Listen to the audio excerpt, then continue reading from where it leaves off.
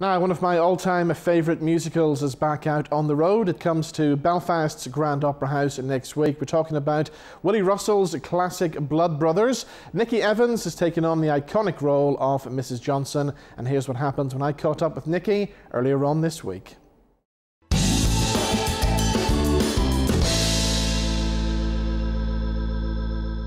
Niki, how are you? Good, how are you? Very well, thank you. So I suppose you can tell I'm a big fan of the show. I've seen it about 14 times. So as an actress, is the role of Mrs Johnstone, is that the ultimate role then? Well, I played her years ago. It was my very first role. So I played her from 2008 to 2012 and went away and did lots and lots of other different things. So when they called me last year, I was doing panto, and then Bill went, "Do you want to come back?" And I was like, "Go on then." So it was, yeah. So it's been very, very, because the first time round I didn't know what I was getting myself into, but now I do. It's been a very, very big learning curve to go back, because Bill never directed me the first time round, right. But he has, so he's like literally kicked it on its head for me. So it's been really, really interesting. And is it true the first time that he asked you to do it, you actually turned it down? Yeah, because I went in and he said, "What musical's your favourite musical?" And I said, "I don't know, I've never seen one." And he was like, "What?" I said, "I've never seen one." I said, when they call me for Blood Brothers, because I come from a rock background, I thought it was something Bon Jovi or something, Bruce Springsteen. And, to find out it was a Liverpudlian musical, I was like, oh no. I don't think I can do that. Oh, no. And then I'd never done an audition and I'd never done anything like that. So it was a bit horrendous. I'm not going to lie. It was awful. And I don't even know how he did it, because they started playing some music and I sang, I think I made Easy Terms lyrics fit Tell Me It's Not True Music, because I got myself into so much of a fluster. And he went, "Love, I think you're singing the wrong song." And I said, "I think you'll find he's playing the wrong song." And it was just, it's the kind of and made him giggle. And I just said, "We haven't got money to, go to musicals." I said, "If we had £1 in our pocket," I said, "that was on a loaf of bread." I said, "There was 4 kids on a council estate." And I think he saw a Mrs Johnstone in me, basically. So that was my first role. He made me into a Mrs Johnstone, and now he's made me into, hopefully, fingers crossed, a better one. So even though you grew up on a housing estate, was there always music around you? Oh my God, yeah, my dad was in a band. I grew up in a very musical orientated household. So I think I could sing before I even could talk. Yeah. So I was very, very, very, I had my first music record contract by the time I was 16. Wow. So I was very, very headstrong into some musical genre, but I thought it'd be the recording side, because that's all I'd ever did was record and do adverts, and I was a session singer and that kind of thing. And to do musicals was I liked being in the background. I liked being, dipping in and out with my baseball cap and nobody looking and knowing who I was. So I've had to grow up. Now, is it true at the age of 14 you did backing vocals for Black Sabbath? They saw me singing in a pub when I think I was about 13, and I had a massive voice. I've always looked quite old for my age. Yeah. So I told them that I was 18, and they believed me. So off I went. Yeah, true. A very naughty girl. That's amazing. A worldwide rock band like that, and there you are, performing with Black Sabbath. Used to their backing, yeah. Rich Bitch Studios, I was there. Let's talk about the X Factor as well, because I can't believe it was 2007 that you were on the show. So was the X Factor something that you're glad that you did? Am I glad I did it? Well, obviously, it's given me a new life. It's given me a totally new career. Am I glad I did it? I don't know. Would I do it again? Definitely not. Is it a lot of stress and hard work behind the scenes? It is. It's totally different to what you saw on the TV. Completely different. You had to be very tough to get through it. And I wasn't going through the greatest of time at that particular time in my life. So I don't really remember much about that.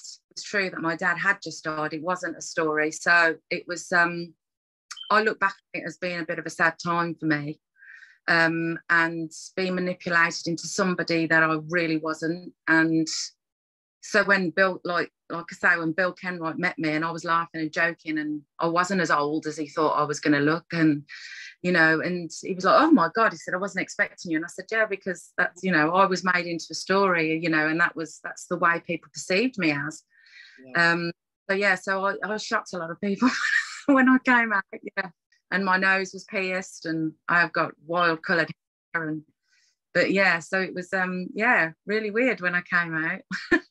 Now, as well as Blood Brothers, you've done other musicals. You've done Legally Blonde as well, haven't you? Yeah, loved it. Loved Legally Blonde. I went straight from Blood Brothers into Legally Blonde and had to lose. I think I lost 5 stone very quickly, because when I went to first see it, they gave me the part and I went to first see it, and then there's a lot of dancing, which I've never done before. And also Paulette had to jump into the UPS's guy's arms, and I was like, there's no way he's gonna have to jump in mine, because I was a bit of a more of a hefty person then. Ain't gonna lift this, that's what I kept thinking. But yeah, I remember going down to Worthing and meeting Rebecca Storm for the first time, because she was going to play Mrs J in Ireland, and I was having a couple of weeks off, thinking I better put this pasty down and these chips, because there's no way I'm going to play this role being this chunky. So now that you're doing all these musicals, is there still a chance that you might get back into the studio one day and record a new album? Because I like country, like a harder country. That's the kind of thing that I like. I mean, my ultimate idol is Bruce Springsteen. Yeah. So the poor Blood Brothers guys have to put up with a lot of rock music when I'm on tour, and yeah, they probably try and put me the furthest away, because I warm up to Heart and that kind of thing. I go, oh my God, and my voice is massive. It's like I've got one of the biggest gobs you've ever heard. And so I got an actual award on the last Blood Brothers tour for having the biggest gob, and yes, I have. So they have to kind of either warm to it, or they just don't tell me they hate it.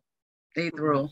What's it like as a performer playing the role of Mrs Johnstone? Because I mean, it is one big roller coaster of emotions the whole way through the show, and even for us watching it in the audience, we all know what's coming at the end, but it still gets to us. And what about you as a performer? Are you emotionally drained when you come off stage every night?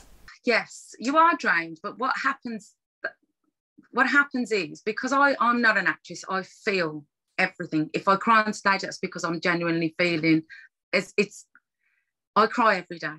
I cry every day and twice a day, because I am so submerged in Mrs J. I love Mrs J, love playing it.